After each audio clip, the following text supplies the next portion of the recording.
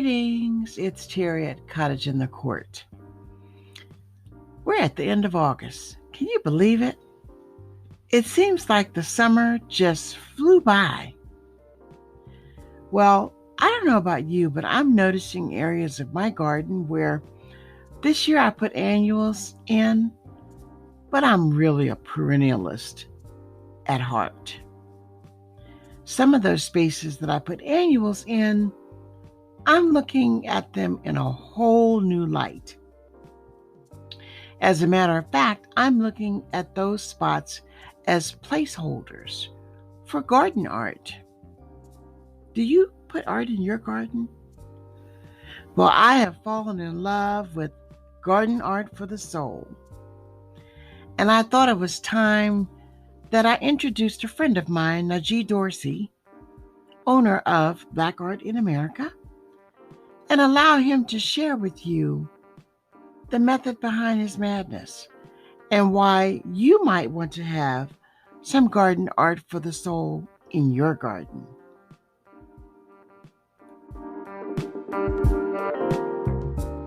How you doing, Najee? I'm good. How you doing?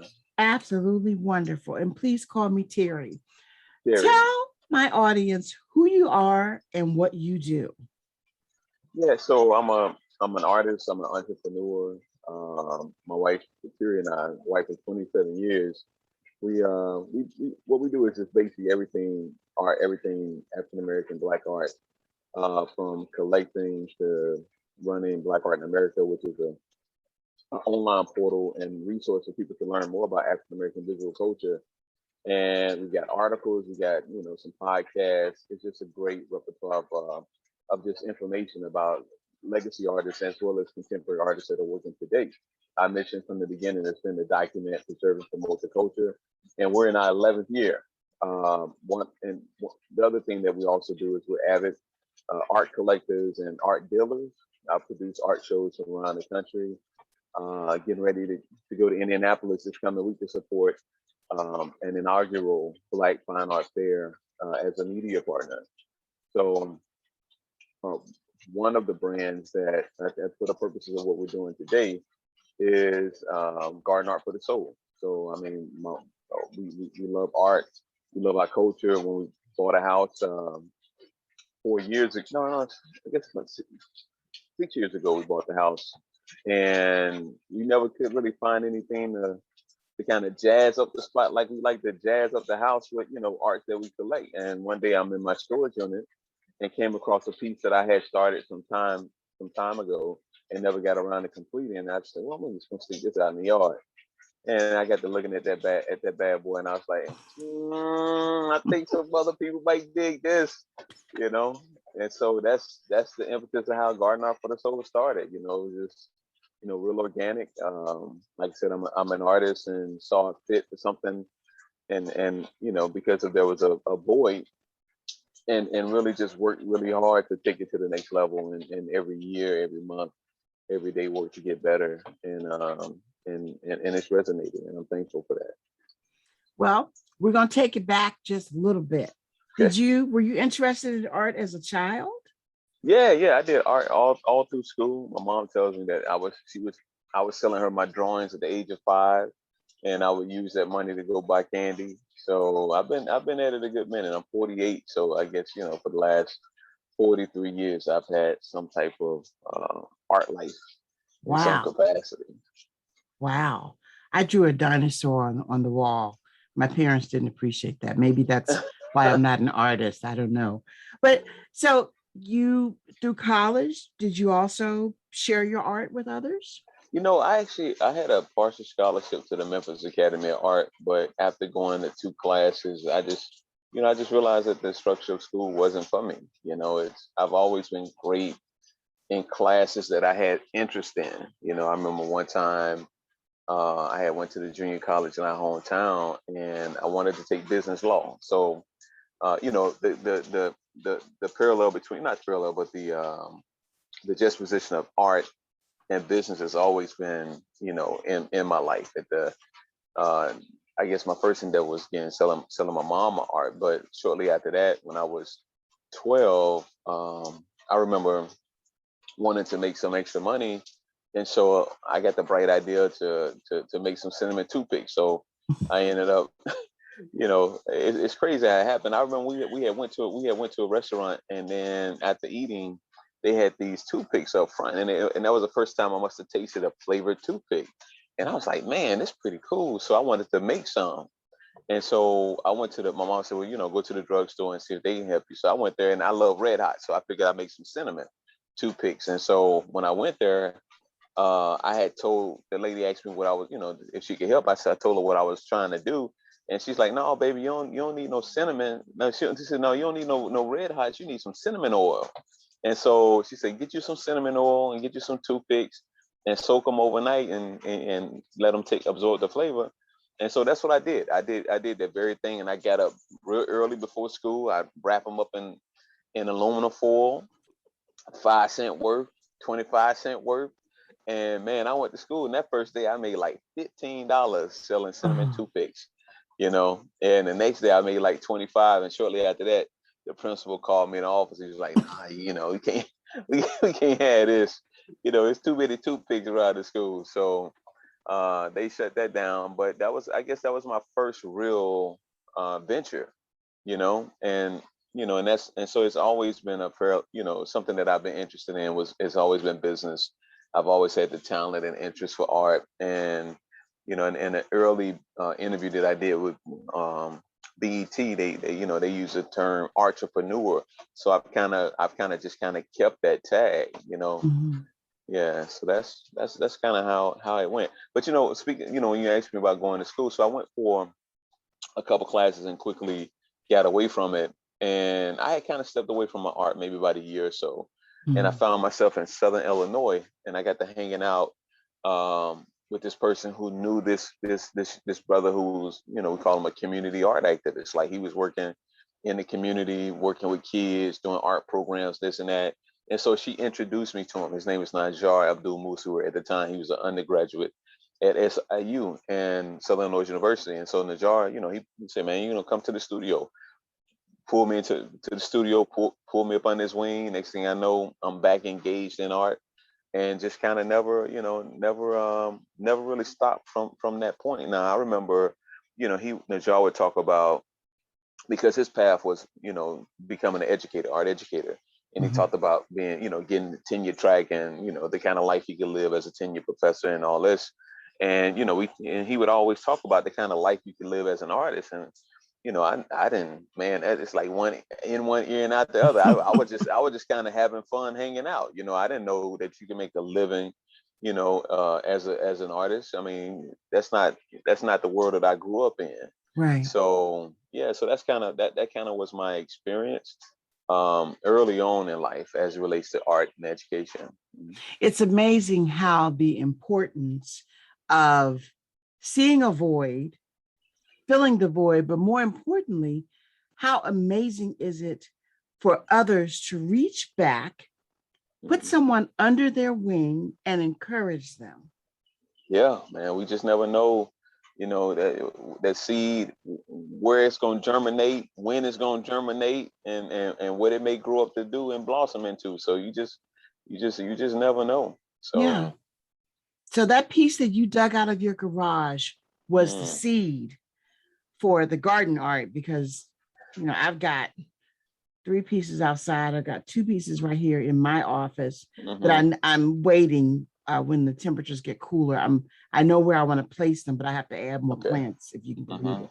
How did that start? You put that piece in your yard. Yeah, that was the seed. And what happened was, it just so happened I had a show come. Matter of fact, I've actually got the piece um that was in storage. It's in my garden. I keep, and so maybe at the end of the interview I could show it to you or something like that. Sure. But and so anyway, what happened was I put it in the yard, and I had a show coming up in DC, a home show. Mhm. And I said, well, I want to have some made up and just kind of see what happens. And so I said, well, I better have more than one design. So initially, when we started with 3 designs. We started with Autumn Breeze, Long Walks, and Spring Breeze. Those were the first three. And Mhm. so I ended up taking those designs to the art show in DC, putting them out into the yard. So when people walk up to the show, they see the yard art and this and that. And we sold out of the pieces that we had. And I was like, oh, okay, might have something here. And so when I came back to Columbus, I had more made up, and then I got to thinking like, okay, well, what, how am I going to market this, and what's going to be my strategy? And I said, well, we need to have, I watch a lot of Shark Tank and a lot of the Profit too, and always talk about a product versus a company. And Mhm. so I wanted to be more than just a product, and so that's why I came up with the name, Garden Art for the Soul, kind of concept. And I was thinking through how I would market it. And so I ended up going downtown Columbus. We got a waterfall and a very active downtown, and they have these pockets of like shrubs and shrubs and plants and things that are really beautiful. And I said, well, I'm gonna stick it in there and take me some product shot right here. And so I ended up doing that with all three pieces, and I shot a little video, just a little pan up and down, in and out, really simple. It probably couldn't have been no more than about 19 or 20 seconds or something like that. And Mhm. I posted it on the Black Art in America Facebook page, and I was like, Black Art for the Yard. Man, next thing I know, within 3 days, that video had over 500,000 views, Mm. right? And so we started to get orders from around the country, and then the rest is just kind of history. We just really grown it since then, taking it to shows, expanding the offering, and just word of mouth. I mean, that's really what it is. I mean, we do a lot of marketing, but it's really the word of mouth that just had to just blow up. Mhm. Yep. And the first 2 years we did really good. Going into year three, I want to, I've always felt like, um, this one product, Garden Art for the Soul, could really be a very expensive company. Like it could be a significant company just on its own, besides what we do with Black Art in America. And so I Mhm. wanted to, put more energy into it. So started to do more advertising, started to ramp up the social media posts and this and that. And then next thing you know, COVID hit. But COVID actually was a good thing for our company. One, we're e-commerce company, so we're already existing in the online space. And then next thing you know, people were stuck at home and they were interested in getting out in the yard and connecting with nature, and had all these home projects. And so next, man, we went from you know I want so January, we went from like 20 something, 30 orders in January to 60 in February. In March, we had about 100 and something. So we ramped it up. And when June hit, we had over 1,000 orders for Garden Art for the Soul. And sister, when I tell you, it was everything like you see on TV, where you getting about 4 or 5 hours of sleep. You stand up to 2, 3 o'clock at night. You run into distribution a couple times a day. Mm. Having all you want, and then some, trying to keep up with orders, packaging. I mean, we learned a lot, in that short period of time. And so it was a blessing, but it was, if we weren't careful and really, buckled down, Mhm. it could have really got out of hand, and not been a good thing if we weren't prepared or willing to take the challenge to meet the needs and expectations of the people that were doing business with us. Mhm. It's kind of risky, isn't it? It's just so unexpected. I mean, because as a business, you work to be prepared, but when you got, it's kind of like, you swimming in the ocean, and you got the ebb and flow of how the current moves, and next thing you know, you get a tsunami come. Mhm. It ain't like you're not prepared to swim. It's Right. just you just not prepared, and anticipate no tsunami. You know Right. what I mean? Right. So yeah, it's What inspires each piece? Because I love them all. early pieces started with my early works that I created, like from 2005 to 2008, and I would isolate the main character figure that was within the piece, and that would be my garden art. So like Autumn Breeze and the Quilter, like they were actually part of a much, a much broader picture plane, or scene. And so Mhm. they were taken out of those scenes and isolated. So the first 2 years, that's where they come from, and it just comes from the culture. I mean, it speaks to the quilter is just, I mean, we all have members in our family that quilt. We all, I mean, I appreciate tradition. I'm a huge, advocate for African American art and visual culture, and just, stories untold or stories forgotten. Like the images come from things that are most familiar, Mm-hmm. if not to me, at least to, to my community. Right. Um, and so again, I'm trying to, with that work, I was just trying to, just trying to be an artist and do good work, something that would resonate with people.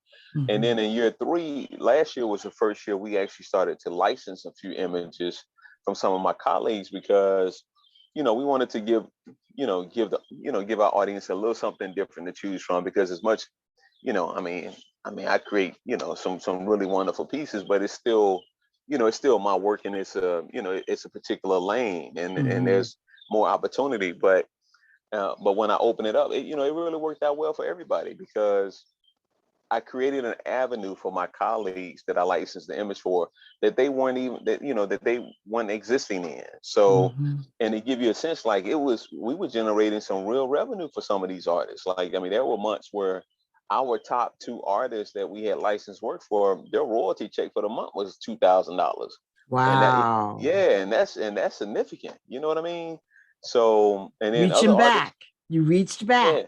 yeah, yeah, create Yeah. opportunity. Yeah, definitely creating opportunities. So, but that's kind of where it comes from. And so, like, now, we're constantly trying to, add to the catalog, and bring in some new works.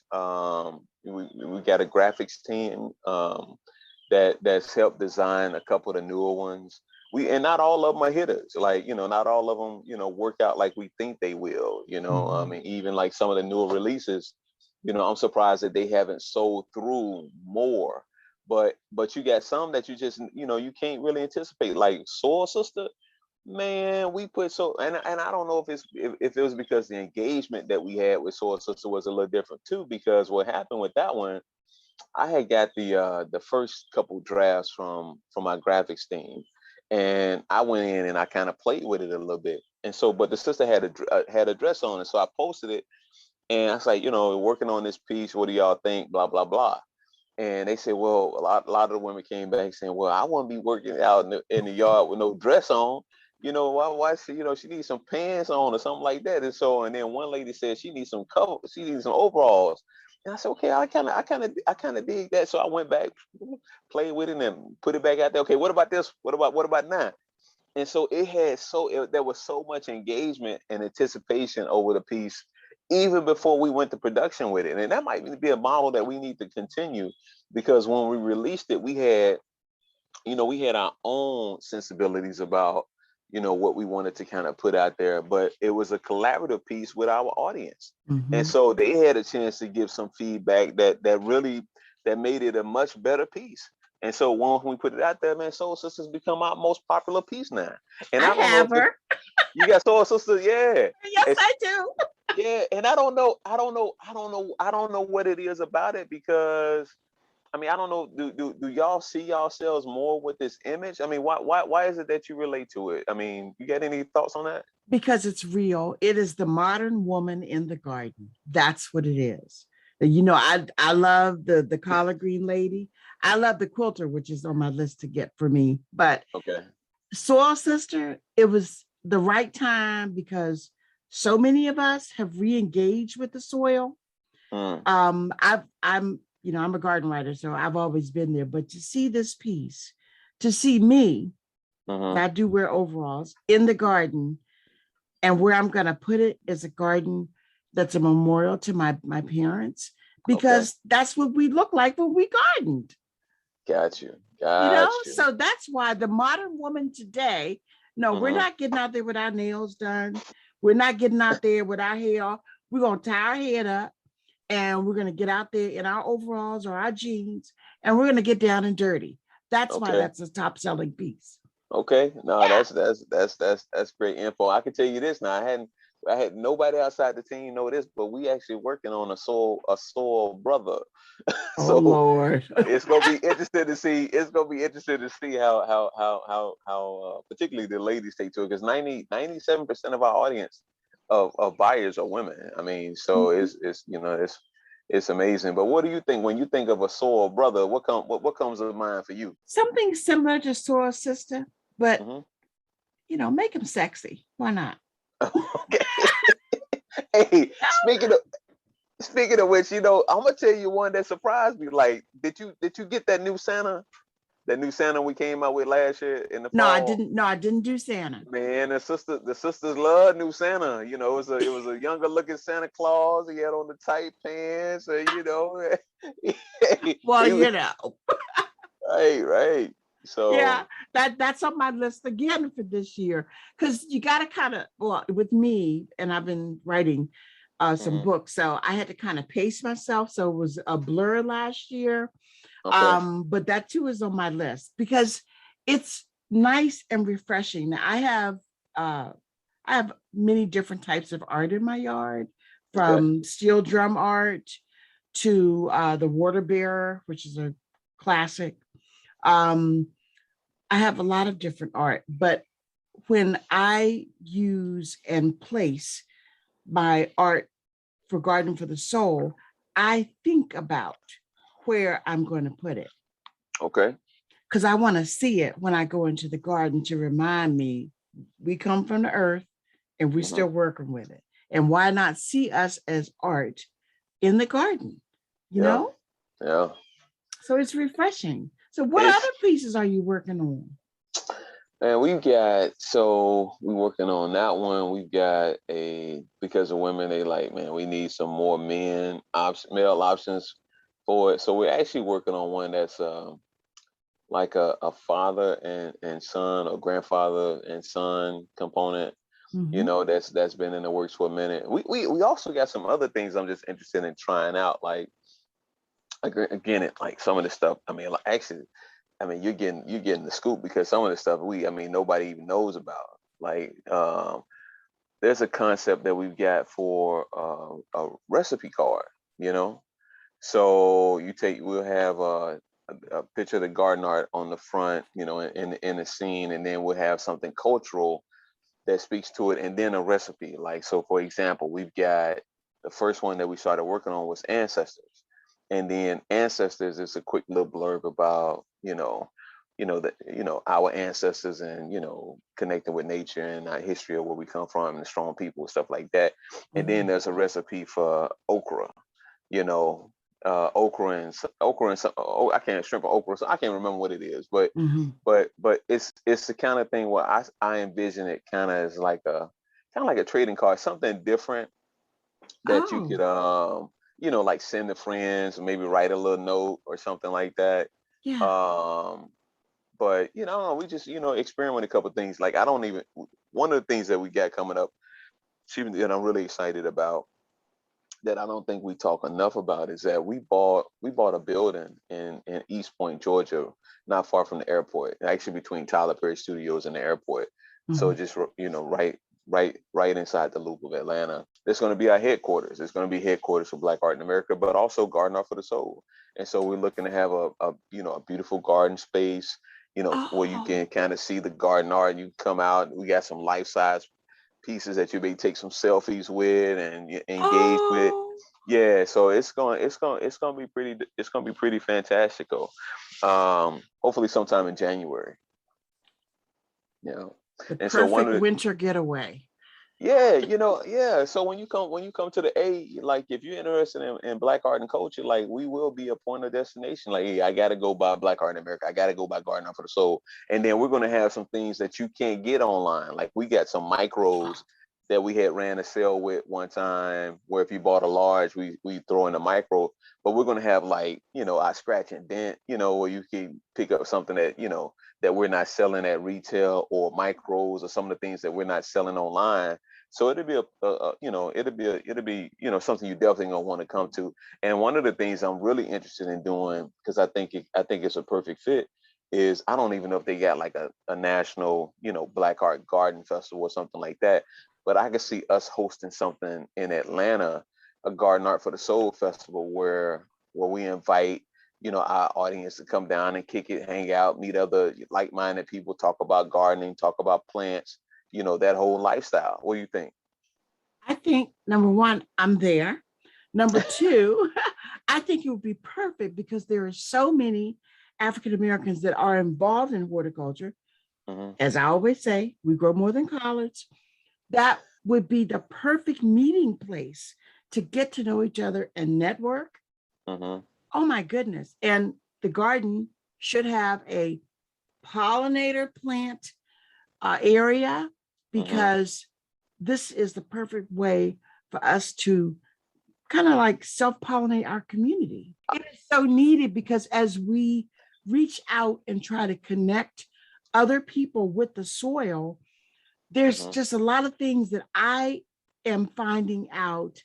A lot of us do, perhaps with no formal training, but Mm-hmm. because it's in our hands. Mm.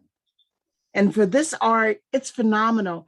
The other piece that I've got to place this fall is the one with the grandmother. Is that the new one? Yes, Granny's Garden. yes, because Okay. I'm a Okay. grandma There you and I go. have that one. So why not do one with a grandfather as well as with a a black man with a young child or African American children in the garden? That's what I mean. That's what we're working on. I mean, and maybe we need to come up with another one. It's done okay, but the First Garden, I actually like First Garden. The little fellow with the hand trowel. Like, I mean, I think cute little guy out there. Yeah, I'm learning, man. It's a lot to learn, but I enjoy it. It's great therapy. Mhm. But it's good for us to see us in the garden. It makes a difference as you know, representation is everything. Hmm. And when you can go outside, I love my Greek art that's in my garden. I do. But when I come outside and I see the librarian, that's me because I'm a major bookworm. When I come out and I see grandma in the garden, that's Hmm. me because I'm a grandmother. Hmm. The lady with the collards, she has been, first I had her inside because I didn't want to put her outside because I thought she'd Hmm. fade. That piece, I believe I've had 3 or 4 years and the colors Hmm. stay vibrant. Big Mama picking greens. Oh, Big Mama Pink Grit. I mean, it is that if that's not everybody's, part of our growing up, I don't know what is. So Yeah. it's very much relatable art. Hmm. And I am so thankful that you all are around and sharing this art with everyone. Tell me about Black art in America. Yeah, so Black Art in America is the parent of all the brands. It's we're 11 years in. It came to exist because we felt that there was a void of representation, a void of media, a place where people can come in and learn about all the artists, our aesthetic, our culture, who we are, Mhm. like and so a place where we can be somebody. It's a place where we can celebrate who we are and the things that we create. And so we've been a very dynamic company from the start. Again, 11 years in, 2.5 years in, we started to produce our own events around the country. That's where the whole production component come from. I produce events from New York to Miami and Philly. Mm. And we started the e-commerce component to Black Art in America, which is actually buyblackart.com, which allows for people to have a familiar face and space where they can, acquire work, acquire art. I see it as a legacy project, honestly. Mm-hmm.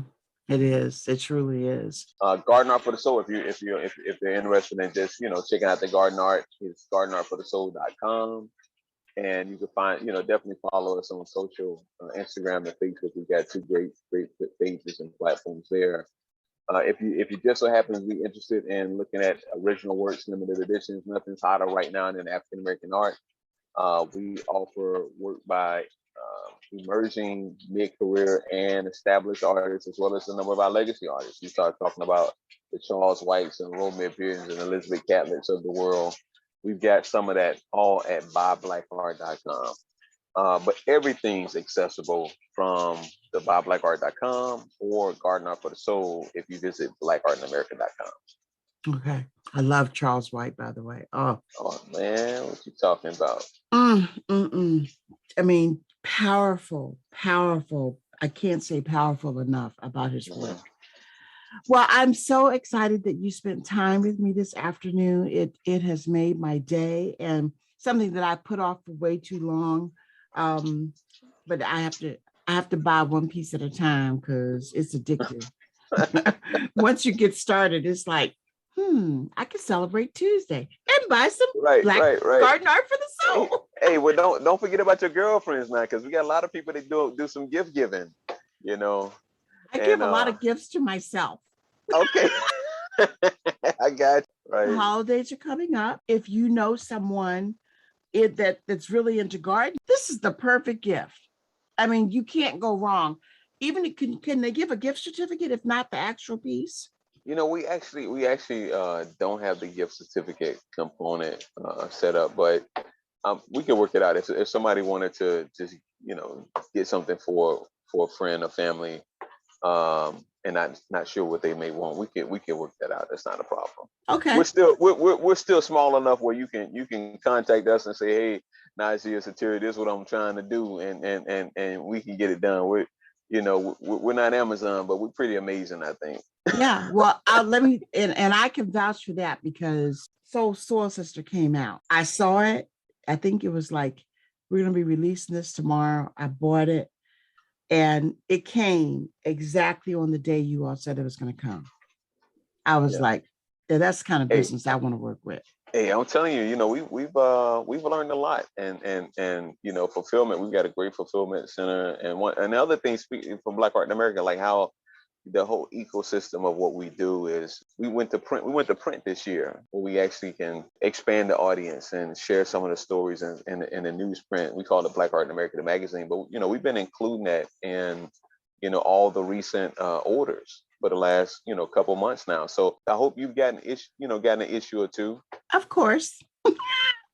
Right. Yeah, so Oh yeah, I've got that's why it's just like there's so much out there that we don't know that mhm, our community does, and particularly when it comes to art and the earth, mhm, we, I really can't say it enough. We grow more than collards. We write things that are important to all, and we inform about the things that we really do and do it mhm, well.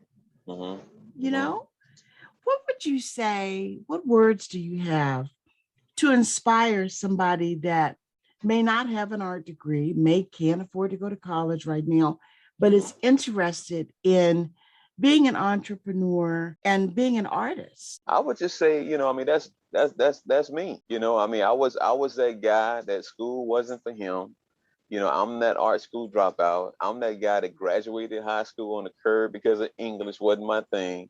And like we do, make a way out of no way. When you find something that you're interested in, something that moves your spirit, something that you can connect with, something that you want to put your all into, in spite of you do it because you love it, and I think those make the best opportunities.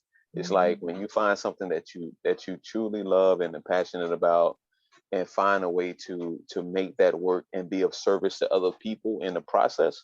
You help enough other people realize something that they're interested in, or provide a service, or provide a tremendous amount of value. You'll get everything that you need and more in this world. So I would just say do, just like that old Nike logo says, just do it. I would just say just do it. There's no better time than right now, than to believe in yourself and to invest in yourself and to make your dreams come true. You That's just got to right. put in the effort, put in the energy, and just be consistent and be authentic, and it's out there for us. The universe is designed in such a manner that if we put forth the effort, it must yield to us. Those are words that are embedded in my soul right now. This is awesome.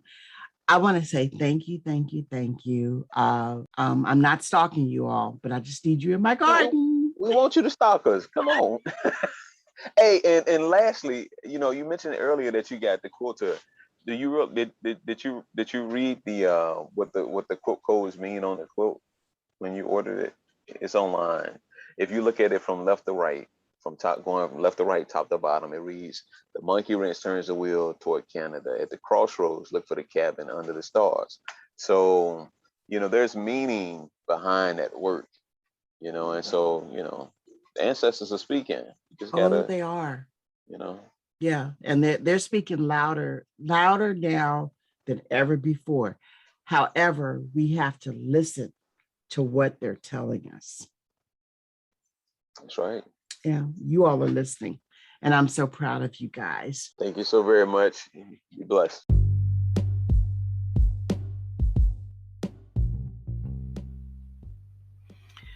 Wow, isn't Najee inspirational? I love people that follow their heart and their dream and not be deterred by things that to some would give them license to pause. Thank you, Najee, for spending time with me. There's a proverb from England. It reads like this: the garden must first be prepared in the soul. First, or else it will not flourish. Adding garden art for the soul in my garden just adds a little bit of whimsy as well as purpose to a specific area of my garden. And I look forward to visiting my pieces often and repeatedly because, as we all know, the garden is never finished. I want to say thank you for continuing to follow me. The first book that I collaborated on with Kathy Gents of Washington Gardener Magazine, entitled The Urban Garden: 101 Ways to Grow Food and Beauty in the City, is available for pre order on Amazon. And I'm wrapping up writing my second book. Details on that later. But in the meantime, I ask that you continue to follow me on Facebook, Cottage in the Court, Instagram and Twitter, Cottage in Court, and my website, cottageinthecourt.com. Every once in a while, I am also inclined to write on Medium. Hey, get outside and garden, or at least batten down the hatches. I hear a storm might be brewing. Enjoy.